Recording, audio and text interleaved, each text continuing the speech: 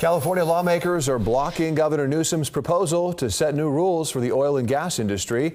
The governor has said this proposal would help prevent spikes in gas prices. KCRA 3's Capitol correspondent Ashley Zavala was the first to report this development. She joins us now live at the state capitol. So what's the update here?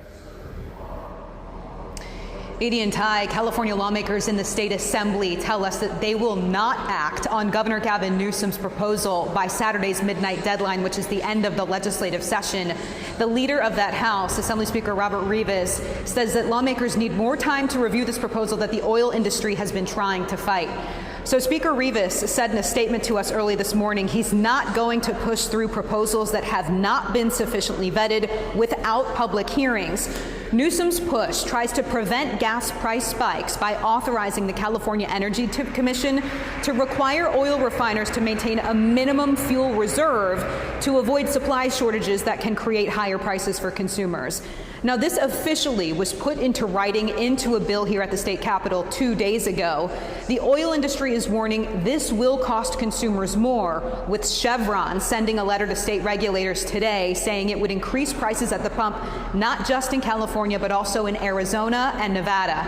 So for now, the proposal is on hold, and the speaker's decision has support from both parties. It's a complicated issue. Speaker Rivas and I think the entire Democratic caucus understand how important it is that we bring down energy prices and gas prices and we prevent gas price spikes. So we're totally in line with the governor's goals, but it's a really complicated issue and we want to make sure that we're doing it in a deliberative way. We can do it with urgency, but we also got to get it right. I'm kind of glad that my colleagues are finally calling crap on what the governor's doing. This being jammed, and Governor Newsom's done this time and time again.